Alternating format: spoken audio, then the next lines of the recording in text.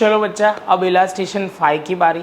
ये भी एक शॉर्ट सम की कैटेगरी में ही है, लेकिन यहाँ पे मुझे स्टेशनरी का आउटस्टैंडिंग वाला लॉ, स्टेशनरी का जो कंजम्पशन वाला पॉइंट है वो समझाना है। दूसरा जो है आउटस्टैंडिंग सैलरी का जो कंसेप्ट है वो समझाना है।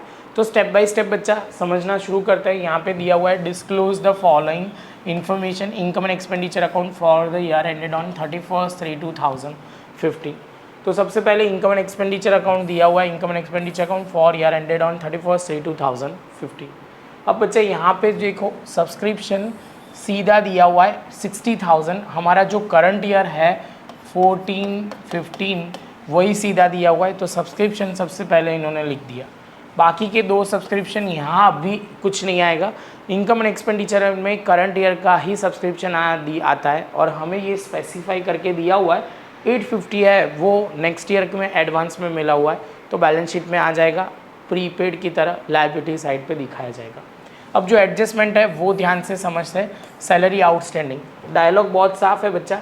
आउटस्टैंडिंग सैलरी जो होती है ना, आउटस्टैंडिंग सैलरी करंट ईयर का प्लस होता है, लास्ट ईयर का माइनस होता है। आउटस्टैंडिंग जो होता है वो करंट ईयर का प्लस होता है, लास्ट ईयर का माइनस होता है, क्योंकि ये एक्सपेंस है तो वो ध्यान में रखना है। सैलरी सबसे पहले 25,300, तो यहाँ पे हमने 25,300, उसमें से आउटस्टैंडिंग ऑफ प्रीवियस ईयर, जो प्रीवियस ईयर है हम करंट ईयर का पहले लिखते हैं 4200, हमने ये आउटस्टैंडिंग ऑफ करंट ईयर लिखा। जो लास्ट ईयर का था वो 5800 था। ये दोनों को प्लस करके इसमें से माइनस करेंगे तो 23,700 जो हमारा आएगा वो नेट सैलरी हमारी आ जाएगी। क्लियर है बच्चा?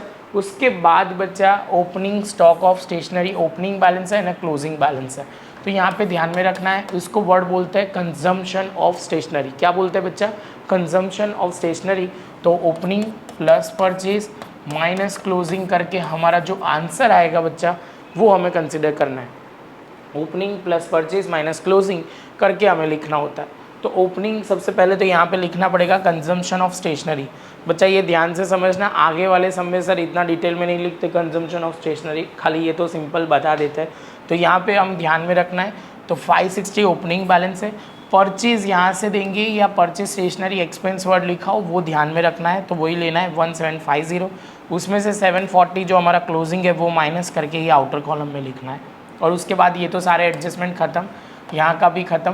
टैक्स एंड इंश्योरेंस जो था 4800 से एज इट इज़ लिख देंगे। बच्चा इसमें तो हम टोटल नहीं करेंगे, क्योंकि ये तो सिर्फ हमें क्या करना था, पार्शियल दिखाना था, वो हमने दिखा दिया। तो इसके साथ बच्चा हमारा ये पॉइंट ख़त्म।